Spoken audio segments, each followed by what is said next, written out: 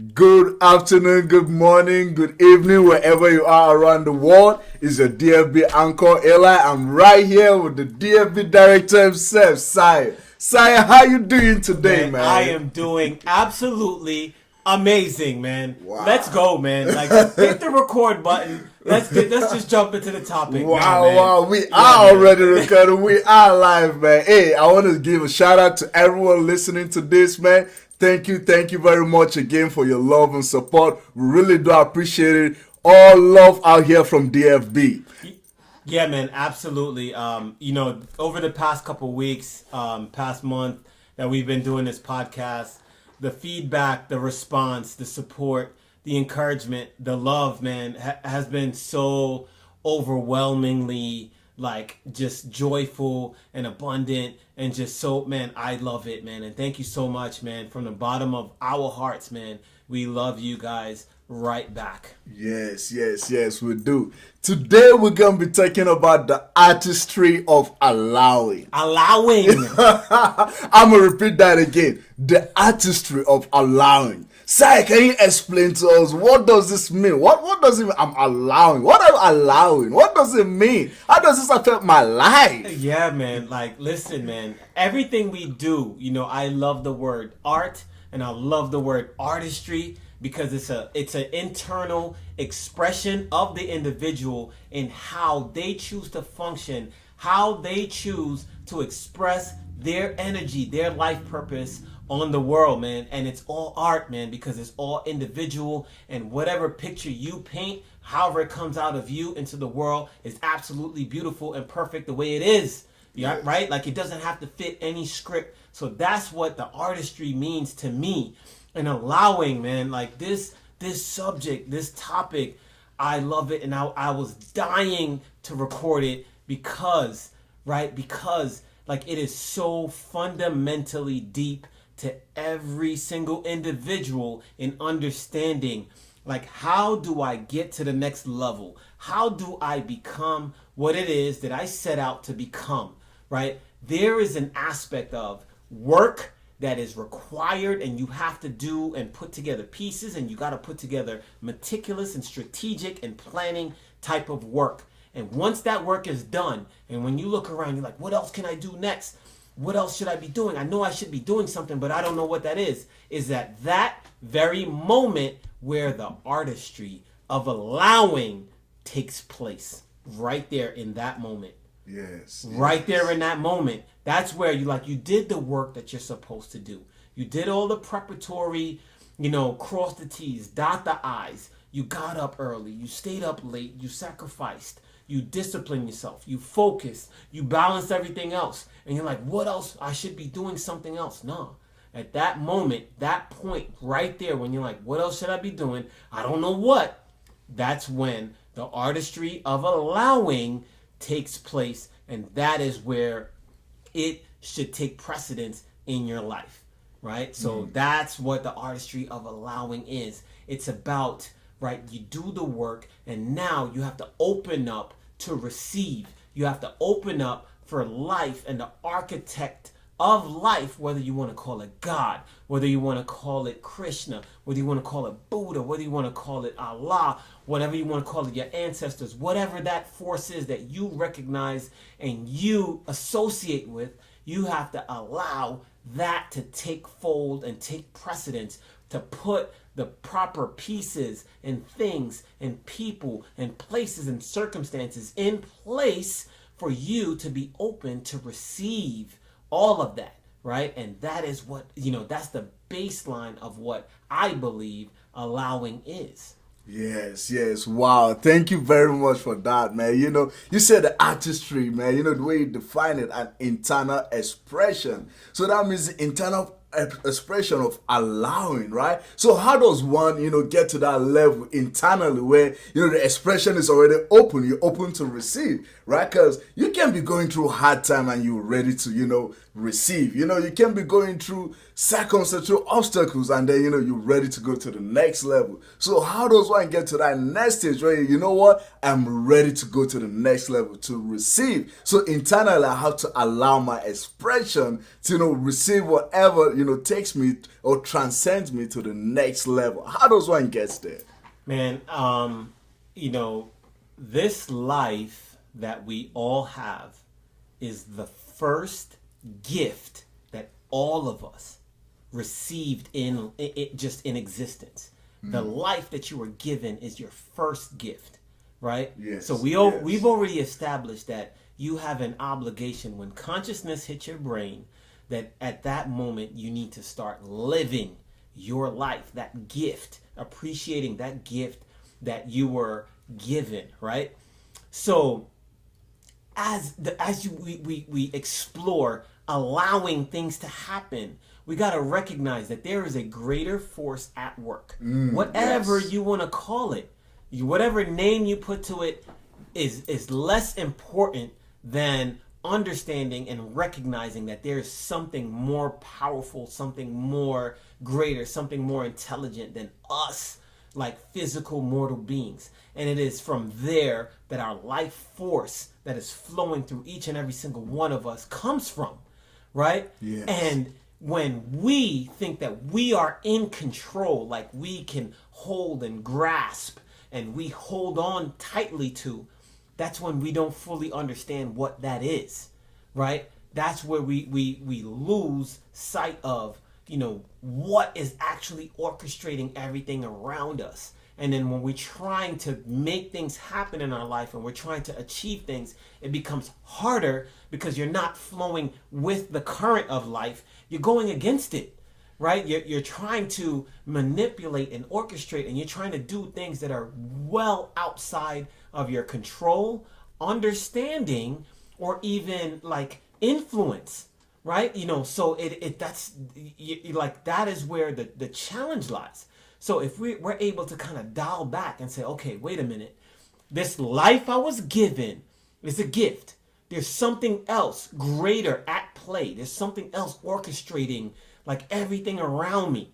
If I can get myself in tune and in synchronicity with that, I am able to use those forces, those energies, right, to express my individual imprint on this life, my individual expression. Because you've already said, brother, that there's 7 billion people on this planet, and we're all uniquely different. And that is why trying to get people on the same page doesn't happen. It's impossible. Yes. It's impossible. Yes. Because we're too uniquely different for different purposes and different expressions. And it's through the diversity of all of us that makes this world beautiful, right? So once I understand that I'm uniquely different, and I have to get in tune with me and who I am, right? And because I will tell you right now, I don't know who I am, right? Every day I wake up, consciousness hit my brain.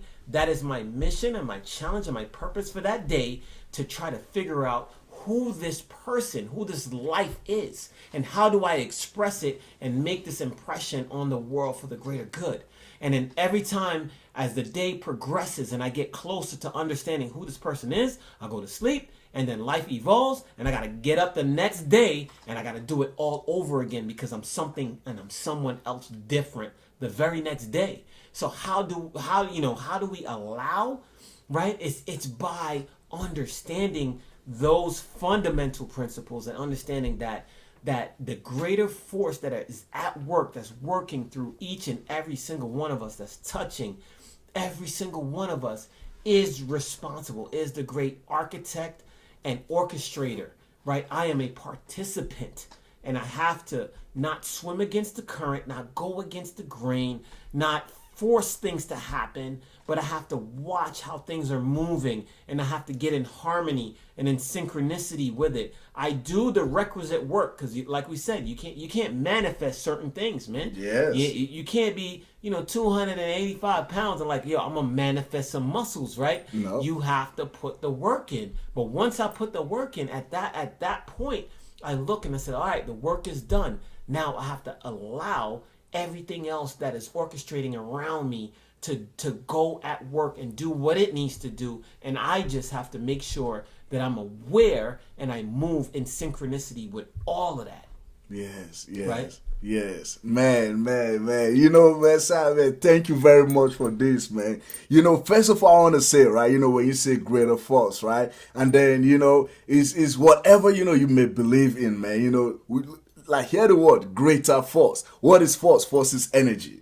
All right, force is energy, and we say wherever your energy goes, what goes there? Wherever your attention goes, your energy goes, right? So again, the artistry of allowing, right, is letting yourself flow with the current, right? Control. Okay. So when you say control, man, so you know, I wanted to bring, you know, a part of my life, man. You know, me, you know, I mean, as you guys know, I grew up in Nigeria, right? You know, in Nigeria, you know, we believe in being the alpha male, you know, and what does, you know, what is one quality of being an alpha male? Is control.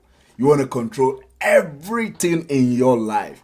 That is, you know, that was who I was. You know, I want to control every circumstances in my life, right? A quick story and an example, man. You know, because we're talking about the artistry of allowing, right? Reflecting back on my life. Yes, I'm in the military. I'm a Marine, right? My first duty station is Okinawa, right? After 2 years out there, I loved that place, man. And I was like, you know what? Where I wanted to go next, I wanted to go to California, right? But then guess what? Like the military always does, right? You want something, they give you something different, right? I got Camp Lejeune. If you're in the military and you go to North Carolina, Camp Lejeune, there's this perception about it, right? And I hated everyone. My commander hated everyone, right? I was like, this is what I wanted, and you gave me something different, right? It felt like I lost control of my life because I wanted something and I didn't get it, right? But then the artistry of allowing. Ladies and gentlemen, let me tell you something. Coming to Camp Lejeune, North Carolina was the best decision of my life, man.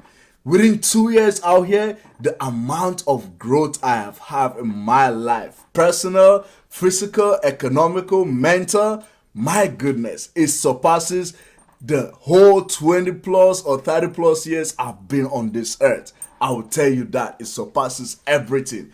Got my bachelor's degree, I'm working on my master's, and I was looking at it, man, the artistry of allowing. If I never allowed myself to come to Camp Lejeune right here in North Carolina, I would have been stuck in my old ways out there in Okinawa or going to Cali. We all know how California life is. I would have easily gotten distracted, man.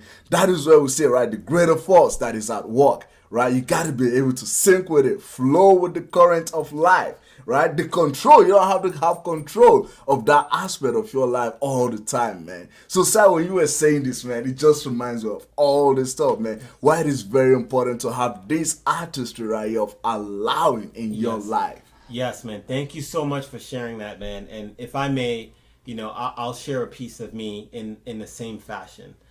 I got to a certain point in my life that I took my journal and I scripted the life and the character and the personality and all the components that I wanted to create within myself. And I was like, oh man, I looked at it and I read it and I reread it. And I was like, man, this is so awesome, you know, and I want to become like this archetype of a person, right?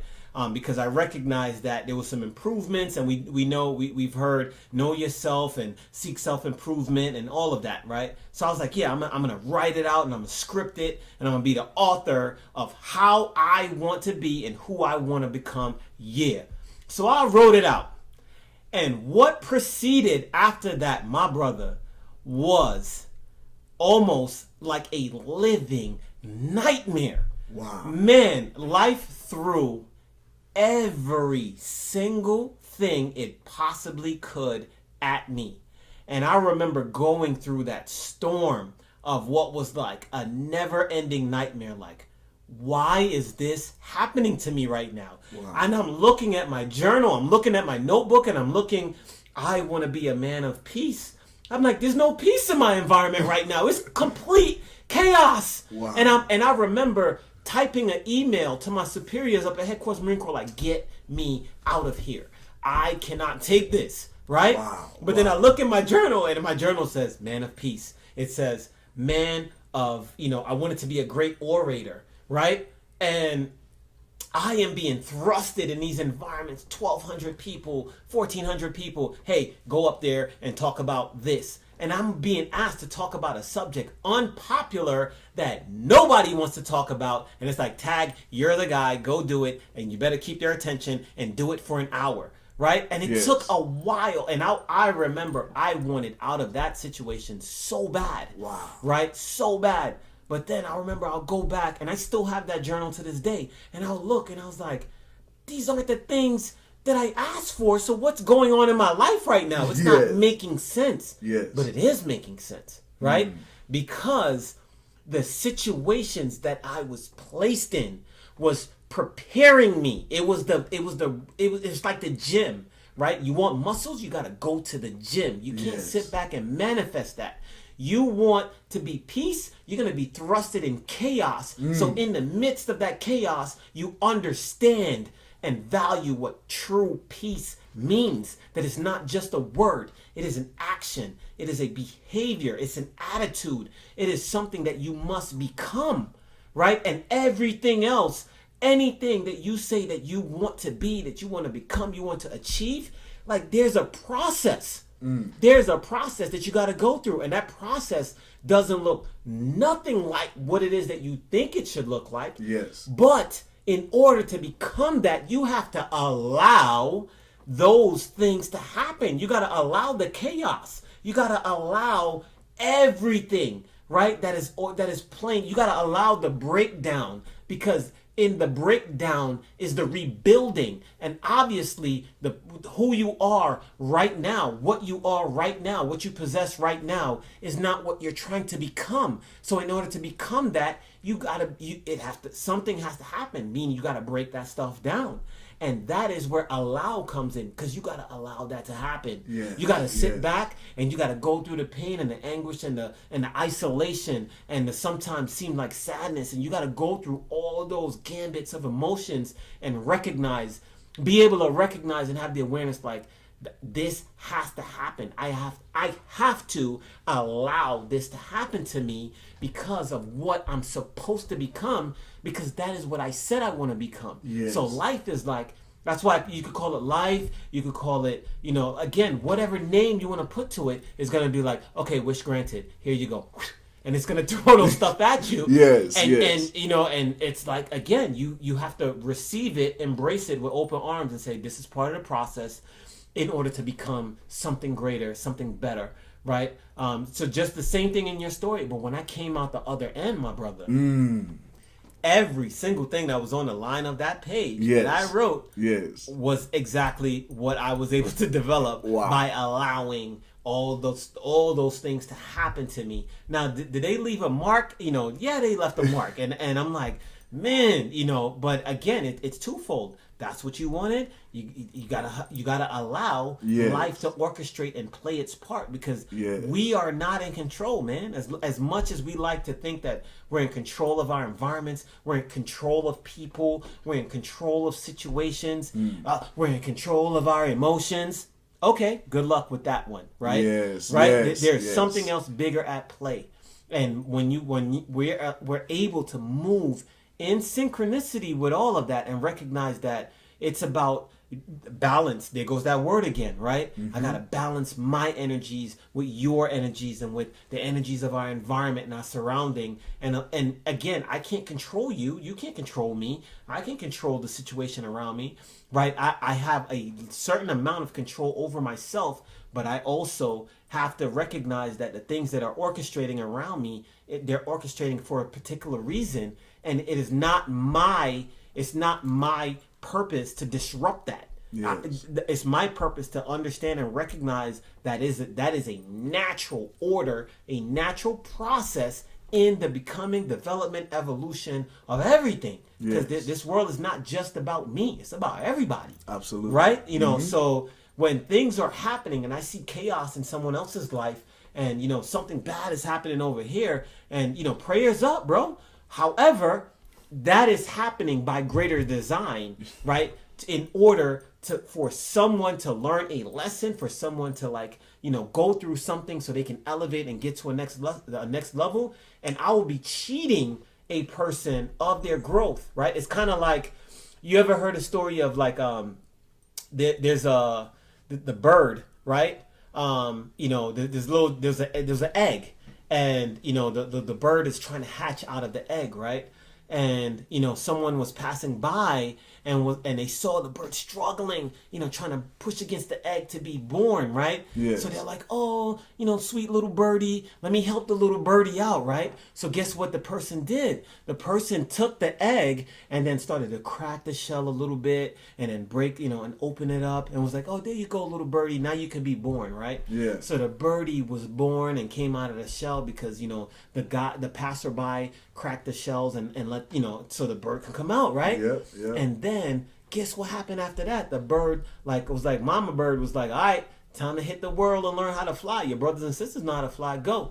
And then the birdie went and then fell off the branch and was trying to do this and then fell straight to the ground, smack, and then something came, ate it, done. Never learned how to fly. You know why? Because when they were cracking out of the egg, it was necessary to struggle and to push and to fight against the resistance of breaking that shell of the egg to develop the strength in the arms so that when it goes to learn to fly, it can have the arm strength to wave hard enough so it can fly in life and face life head on. But because it was cheated of that process and wasn't allowed to go through that challenge and that process, it met its fatal end way before its time. And that's what happens, man. Yes. That is what happens. Yes, man. I love this analogy, man. I love it so much. This is just similar to the human experience, man. Yes. A lot of the time, man, we go through stuff, man. It's like, you gotta face it yourself. Like you said, prayers up, brother. You gotta face it yourself, man. There's no angel from heaven that's gonna come and lift you out from there. It's there to teach you a lesson, man. Like there's this saying, right, that says, right, when you pray to God, right, for peace, guess what? You get thrown into a chaotic moment, man. Like when you pray for happiness, guess what? It's the opposite that you find. Yes. But what is very relevant and important in those situations is choice. Because when you're thrown in a chaotic, environment, a chaotic place, you have the choice to either be peaceful or be chaotic. Yes. Right? When you're thrown into an environment where there's happiness inside, guess what? You have the choice to either be happy or to either be sad. That is why, we talk about this artistry of allowing, right? Yeah. So now this leads me to the next question, man. So, when we're talking about allowing, and, some people might have this misunderstanding of, okay, I'm going to allow everything and anything into my life. Right? So how does one be like, what am I allowing into my life? Someone got to recognize, what is it? What is it I'm allowing into my life? Because I cannot allow everything and anything into my life. A great example, right? When we talk about negative people, right? You cannot allow negative people into your life. Yes. So what is it? What is it I'm allowing? How do I recognize that, okay, this is what I'm supposed to allow into my life, and this, no, I'm not allowing this. People having access to you. Not everyone's supposed to have access to me. I'm not allowing everyone in the world to have access to me. So that is my question. How does one, get ready, for allowing, Man, another beautiful question. And my heart fluttered when you asked that question because here's my response to that. When we come into this world, when our parents got together and decided, hey, we're going to have another generation of us, right? When that interaction happened and we came into existence, we came alone. Even if you're a twin, one person's born first. You came by yourself. Yes. Similarly, when it's time for your departure, whenever that is foretold or whenever that is supposed to happen, when that happens, you're also going alone, right? Yes. I remember, when my grandmother had 9 children and she was the matriarch.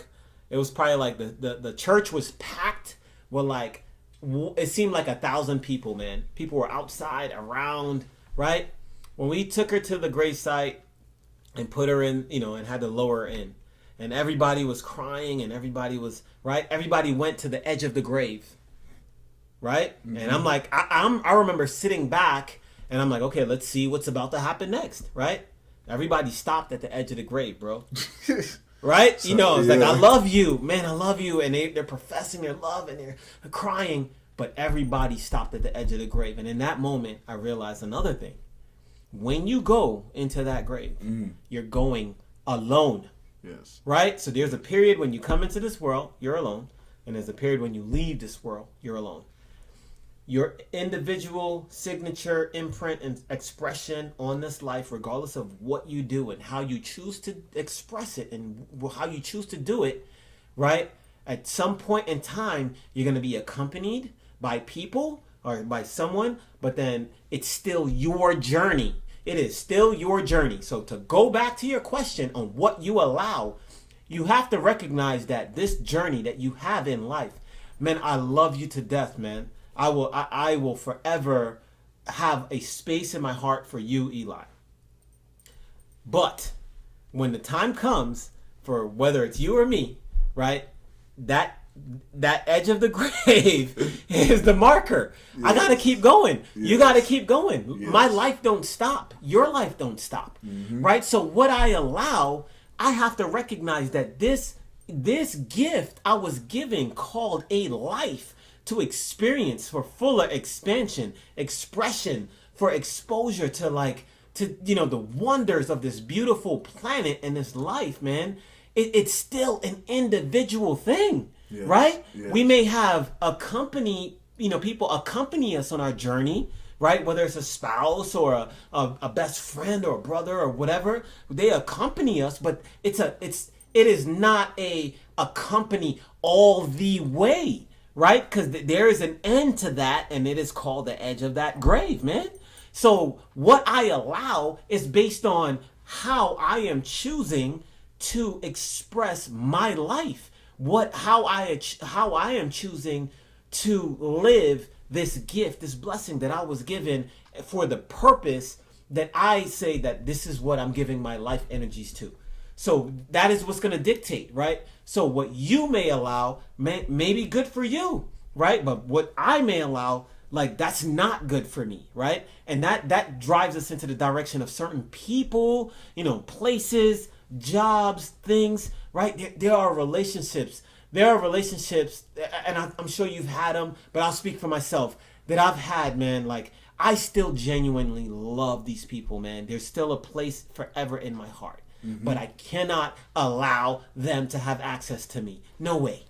Right? Because in my becoming, in what I'm trying to do and what I'm trying to accomplish, man, it just energetically, synergistically, it is not a match. And once I recognize that this is not good, it's not good for me, and it's definitely not good for them. Yes. Right? It is. Yes. So, the point in our journeys in life, we had to take separate roads, and that is okay, because when you truly love someone and love something, and you truly want what's best for someone and something, you gotta be able to let it go and allow life and nature to take its natural course. Period. Wow, man, that is beautifully said, man. Wow.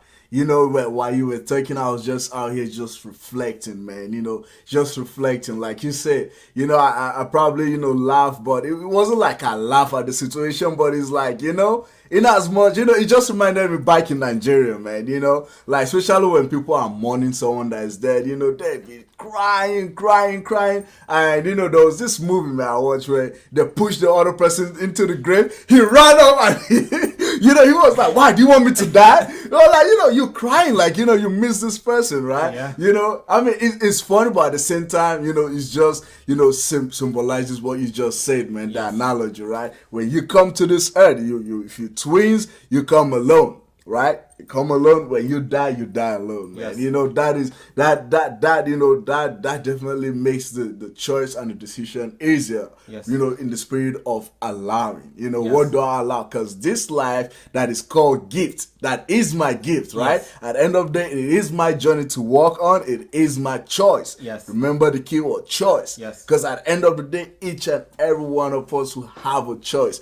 You have a choice to choose whatever you want in this world, man. Whatever it is. It takes me back to, one of the analogies, I said in our previous episode, right? Remember when I said, it gets lonely at the top. Yes. And the reason why it gets lonely at the top is because this life, this gift called life, right? At your journey, we love each and everyone, everyone around us. But guess what? When you go into the top, sometimes you got to make that sacrifice. Yes. Remember the keyword, sacrifice, Yes. right? To let them go. Let them go. Hey, brother, you know what? I'm trying to head to this place, man. Yes. This direction I'm heading to, I have to go without you. Yes. All right? Hey, prayers up for you, man. Yes. Prayers up for you. The artistry of allowing. This definitely ties into everything we've been talking about, with discipline, with focus, with balance, right? Because, you got to remember, we said those are the fundamentals, right? You recognize, okay, what is it I'm allowing? Remember when we talk about balance, right?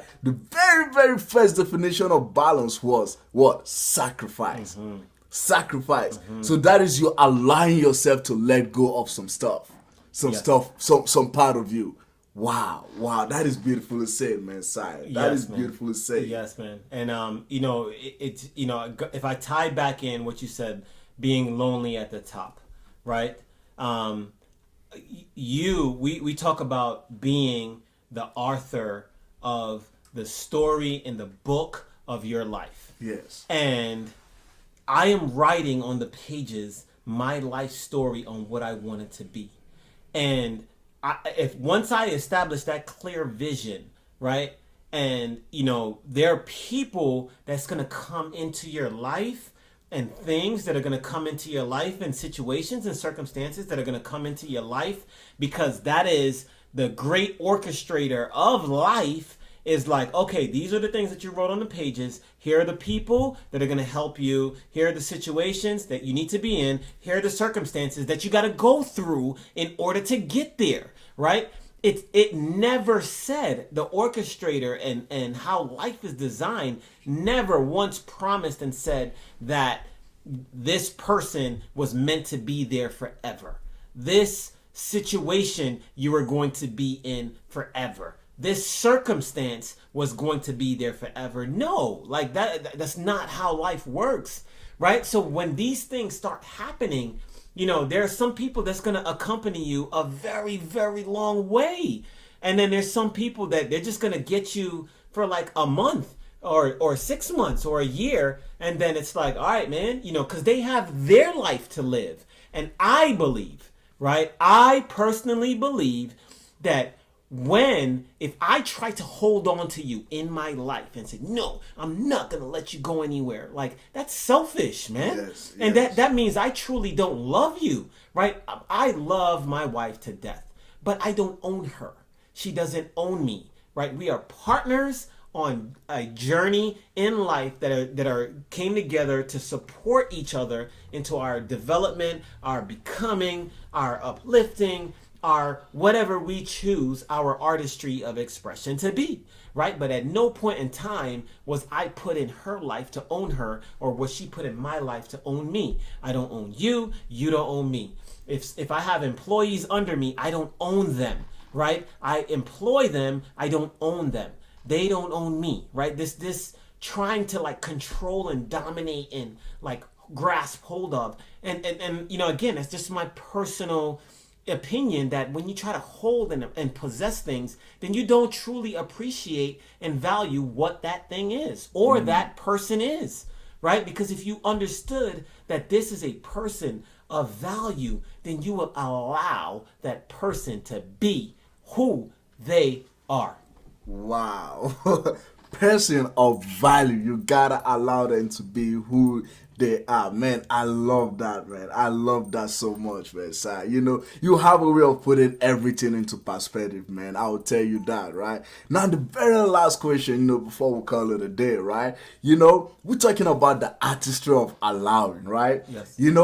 But here's a very, very, very, good question. It's like before allowing, right? One has to walk. Before allowing, one has to work. And the reason I said that is, for instance, both you and I, man, last year, we worked. Yes. We worked so hard. Yes. You know, in every aspect of our life, we Yes. worked so hard. Yes. Right? And then now the artistry of allowing, right? Because it's like, without that work, you can't recognize the situation Absolutely. to allow stuff to happen in your life, right? Absolutely. And you know, like when we started to like, okay, we've done a lot of work. Now let's apply everything, you know, like we say, right? Principles, intention, right? Plus work is what equals to results, right? Yes. So like, we're like, okay, guess what? Now we're gonna intentionally do everything, right? And when the challenges come, we're able to recognize, oh, this is what it looks like. Let's allow it because we put in the work. Yes. So what does this work look like? How does one put this work in their life to recognize when it's time to allow what is necessary to allow in their life? Yeah, no, again, another amazing question. You know me, I like to simplify everything. I don't like complexity. I don't like overcomplication. And, you know, when people just go too sophisticated with things, right? The simple formula that we've talked about, that we've always talked about, I choose to apply to everything is principle plus intentional actions equals results, right? So the principle is, what is it that I'm trying to develop? What is it that I'm trying to cultivate? What is it that I'm trying to, work on? Intentional actions is, what is my plan? What is the thing group of things that I am going to commit myself to doing each and every single day, right? Like, and I figure out what those things are. What can I commit to? What's reasonable for me to commit to work on, to be able to achieve this principal thing that I'm trying to cultivate, right?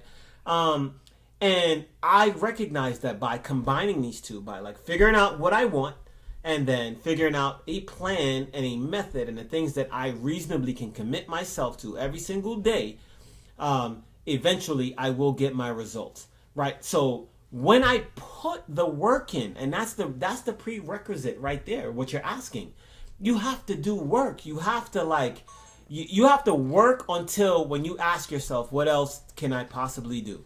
And then you come up with nothing.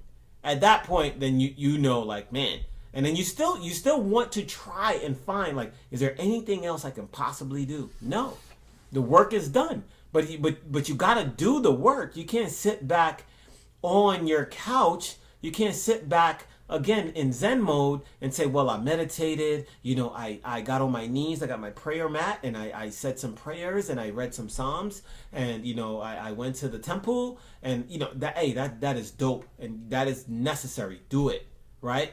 But when you get up from all that, then you got to do some work, right? And then so once you're able to say, man, I wrote out a script of all the things that I know I can do. I stretch my brain to the point where these are the things that I know I can do and I did them, right? Is there anything else that you can add to that? Like, I don't know what else, man. That's at that moment, in my opinion and my experience, that's when I know that it's time to sit back and allow some things to happen now. Right? Yes. Allow life and everything that I've done to kind of orchestrate itself and take some place. It's kind of like you're baking a cake, man. You mix everything together, you put all the ingredients together, you taste it, you're like, oh my gosh, this batter tastes so good. It tastes so good, right?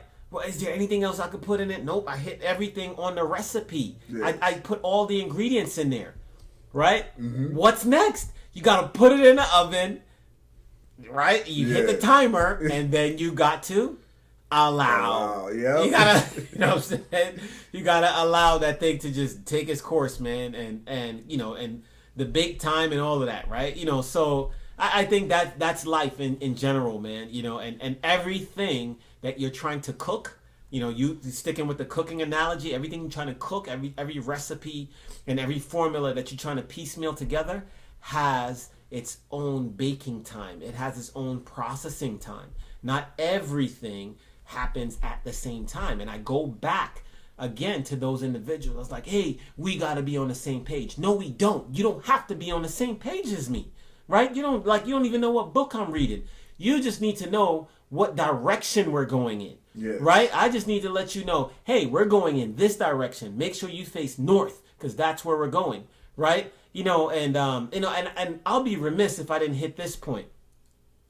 We are facing in the same direction, but we're not processing and moving at the same speeds, and that's okay. I have to allow, there we go with that word again, you to move at a pace that's comfortable and necessary that for your specific development. My pace may be different from yours. I can't expect for you to run at the same speed as me and move at the same speed as me, because you're not me and I am not you, right? You just need to know what direction. Now, if we're going in different directions, that's a different story. But we just need to make sure that we're facing the same direction and like, hey man, keep up as best as you can, but run your race because it's your life. Right? And you're the author. You have the authority to dictate how you want that to go. Right? And same goes for me, man. And, you know, and sometimes, man, we got people that are looking like, you know what, man, I am not a savior, and I never profess to be a savior. I'm not talking and doing this podcast from a pedestal. I'm not at a different elevation than anybody else, and you need to get... No, man. I'm in the river and the ocean of life just like everybody else, man. And I am doggy paddling. I'm not even Michael Phelps in it, man. I'm doggy paddling, staying afloat, just like you are. So I'm not here to try to save this person and save that person. I got my own clan. I got my wife. I got my kids. I got my own life, and I got other things, man. And so this is an individual journey, and I really want to drive that home, you know, because there's this big, you know, this movement of everybody needs to be on the same page and do the same thing and follow the same script and the same formula. That don't work for me and my current circumstance. I just need to know what direction everybody's headed, you know, where are we going? Okay, all right, now let me gather my clan, let me gather myself and figure out the steps that I need to take in order to get there, and I got to move at my pace that's comfortable and that works for me. And if you're looking for me to come and save you, well, guess what, man? I'm doggy paddling. So if I try to come in like I'm here trying to be a lifesaver to get you, then we both gonna drown because I'm in the boat with you. Every human being on this planet is in the same boat. Stop talking like you from a different planet, like you're on another platform and you're another elevation of being. Man, you're a human having human experience, and I don't care how much money you got problems. You go through the same thing that if COVID didn't teach people that all humans are equal, I don't know what else is. Like, rich people died, poor people died, you know, fed people died, hungry people died, you know, healthy people, like everybody, right? Everybody, when their number came up, they was like, prayers up, you know, see you in the next life, man. So we are all humans having a human experience, and I don't care where you're at in your development of this human experience. Nobody's better than nobody. We are all in this together, and it's our, you know, responsibility one to another. We're having a human discussion on how we can better, you know, support each other, elevate each other, uplift each other, you know, help each other get that next level of expression and, you know, expansion and experience that we all have this gift called life, man. It ain't, you know, and that's the way I see it, man. You know, that is the way I see it, you know, yes. I'll just leave it at that. Man.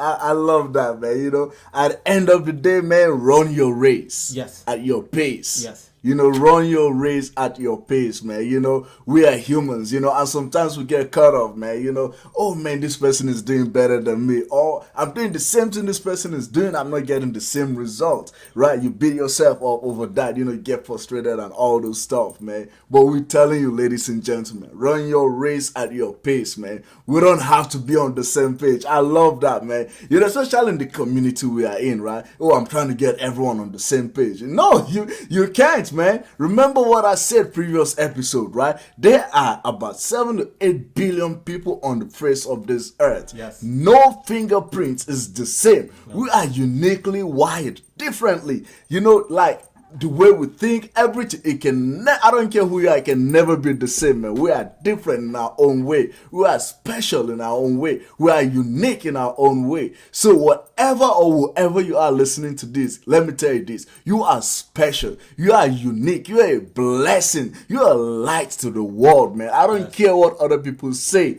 You cannot be the same. You cannot conform to society. So run your race at your own pace. That is it, man. Yes. Yeah. Ladies and gentlemen, the hour, the moment has come. where we wrap up this episode of the podcast. But as always, before we go, before we call it a day, we have to drop some words of wisdom. Saya, the DFB director, you know what time it is, man. You gotta drop some words of wisdom for our listeners, man, so they can ponder upon. Yeah, man. So these words of wisdom, I love win-loss analogies, right? Because I think it keeps it very rudimentary and very simple, right? So when we talk about, a winner versus a loser, right? What does that look like and what does that mean, right?